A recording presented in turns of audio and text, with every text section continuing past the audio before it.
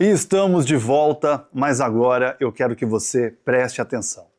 Quando o Brasil começou a falar de transformação digital, ele já estava lá.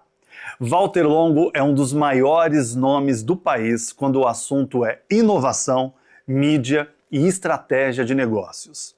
Mais do que acompanhar as mudanças do mercado, ele provocou algumas das mais emblemáticas, liderando processos de reinvenção, de reposicionamento e também enfrentando de frente o colapso de modelos que pareciam até então intocáveis.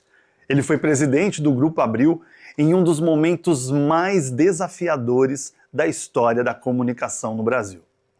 Ficou popularmente conhecido por atuar como conselheiro de Roberto Justus no famoso reality show de negócios O Aprendiz.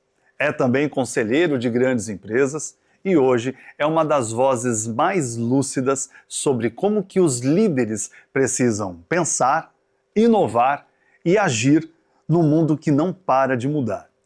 E eu tive uma conversa muito bacana, extraordinária, com esta verdadeira lenda da comunicação estratégica.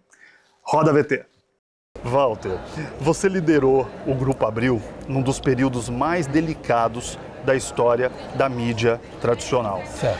Como que foi viver de dentro esse colapso, dentro de um modelo que durante décadas foi dominante no país?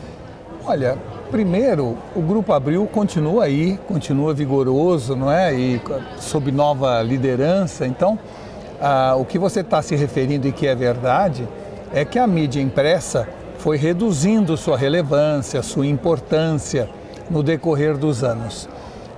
Eu acho que dois fatores colaboram com isso. Evidentemente que a transformação digital levou o público para um modelo de informação mais individualizado, sem dúvida, mas também a mídia impressa e as mídias eletrônicas, eu não acho que elas estão morrendo ou foram morrendo, eu acho que elas se suicidaram, que é diferente de morrer. E por que eu digo isso? Porque, no fundo, o que poderia ter acontecido era uma grande migração para a mídia digital, mas a qualidade, a profundidade, o conhecimento mais epistêmico ficar na província das elites cognitivas através das mídias tradicionais. Mas, infelizmente, ao verem o crescimento da mídia digital, foram para a superficialidade, para a banalidade, para a juniorização das redações, e tudo isso contribuiu para esse decréscimo de relevância das mídias tradicionais. Então, ao verem que tinha um concorrente que trabalhava sempre na superficialidade, na manchete, sem muita profundidade, entendeu que tinha que ir pelo mesmo caminho. E isso, para essas mídias, foi algo fatal. Você acha, parafraseando, aqui o que você disse sobre suicídio dessa mídia tradicional, você acha que de repente faltou o quê? Era o preparo para a transformação, a culpa foi da tecnologia, talvez a arrogância tradicional, sendo um pouquinho mais incisivo nessa pergunta? Eu acho, mas que é um misto de tudo isso, mas principalmente uma dificuldade de entender que nós não estamos mais em tempos de mudança, nós estamos numa mudança de tempo. Quando você não entende que agora é diferente e continua decidindo seus negócios com as premissas tradicionais, você acaba tendo esse tipo de problema. Eu vou dizer a você que não foi por falta de envolvimento em tecnologia que as mídias tradicionais tiveram esse colapso. Não, na verdade, elas incorporaram muita tecnologia, mas continuaram gerindo seus negócios com as premissas do passado. Então, aos poucos, elas foram se transformando numa espécie de Google administrado pelo Henry Ford. E isso não funciona. Você tem que ter novos paradigmas, novas formas de encarar o negócio, novo papel, nova missão, e você continuar achando que tudo funciona da mesma forma e aí incorporando tecnologia, a tecnologia não salva você. Nós estamos falando de mentalidade, né? De mudança de mindset. Exato. E muita gente, Walter, associa a inovação a ferramentas, mas você fala muito sobre esse modelo mental. Qual foi, na sua trajetória, o maior desafio de mudança de mentalidade? Ou até mesmo sua, ou dos outros, ou do mercado? Olha, a mudança de mentalidade, ela vem seja porque você entende ou porque as pessoas deixam de te entender. Ou ela vem de maneira espontânea, natural, ou ela vem de maneira forçada, né? Eu acredito que eu entendi um pouco antes da maioria da necessidade da mudança.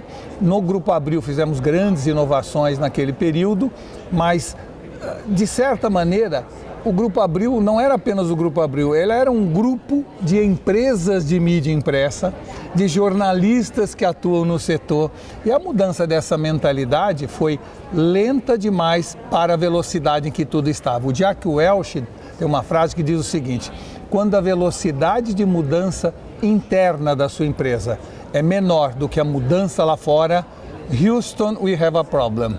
É isso que ela disse, e no fundo é isso mesmo. Sim, e pegando esse gancho, existe um momento em que você percebeu que a sua visão, como você acabou de dizer, estava adiantada, né? Isso. Estava adiantada demais para esse mercado. E que precisaria, de uma certa forma, desacelerar ou mudar a forma de comunicar para ser compreendido?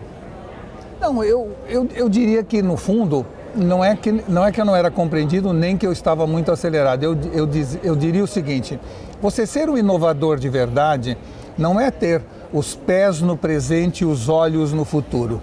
Ser um inovador de verdade é ter os pés no futuro e os olhos no presente, procurando conduzir e levar as pessoas e as empresas naquela direção.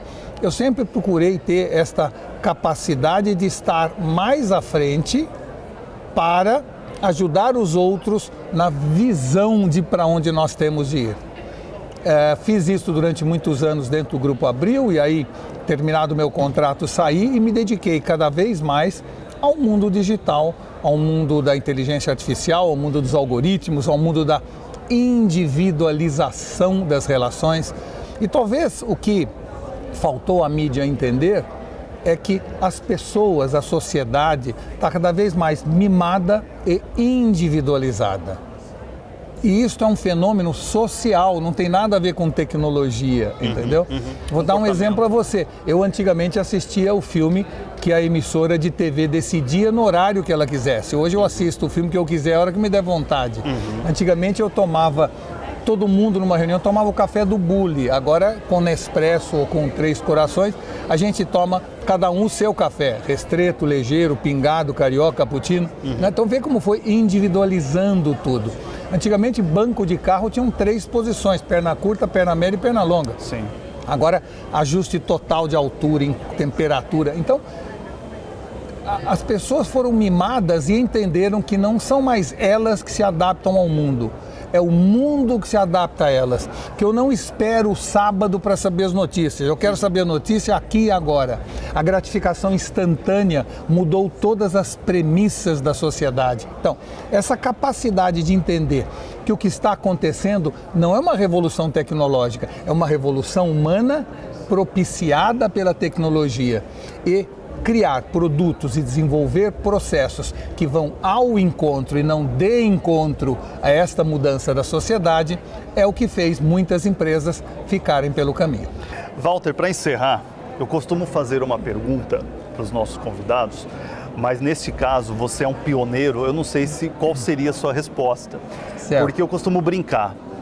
O que você gostaria de ter sabido anos atrás, certo, que teria feito diferença na sua vida hoje? Mas você é um pioneiro. Claro, claro. Não, mas, olha, eu desbravador, né? Eu diria, confessaria para vocês o seguinte: eu não faria na minha vida nada diferente do que eu fiz. Eu casaria com as mesmas mulheres, teria as mesmas casas, trabalharia nos mesmos locais, ou seja, escreveria os mesmos livros.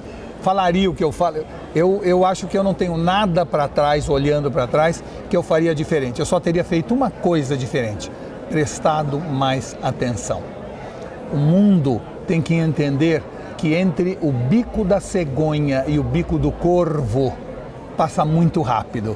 E muitas vezes eu me via na Catedral de Santa Sofia, em Istambul, com meu filho maravilhado, olhando tudo aquilo, e eu no celular, preocupado com o negócio, sem prestar atenção daquele momento. Ou às vezes esquiando com um pauzinho só na mão, porque o outro estava no celular, sem olhar a visão que eu tinha da montanha, sentindo aquele frio gostoso, o prazer de esquiar. Então, eu acho que eu faria tudo novamente, mas eu prestaria mais atenção naqueles momentos que, no fundo, é a grande razão da gente viver. E prestando bastante atenção nesse momento, para mim, é uma honra ter você aqui conversando com a gente, porque eu tenho quase 30 anos de comunicação e assessoria de imprensa, enfim. Então, conversar com você é realmente um grande privilégio. Obrigado. Muito obrigado. Obrigado você. Excelente, muito obrigado, Walter Longo, um grande abraço para você. E para você que está assistindo o nosso programa, no próximo bloco, você que tem um negócio, uma marca e não sabe como protegê-la, eu vou trazer uma especialista em proteção de marcas. Não perca, é rapidinho, logo depois do nosso intervalo.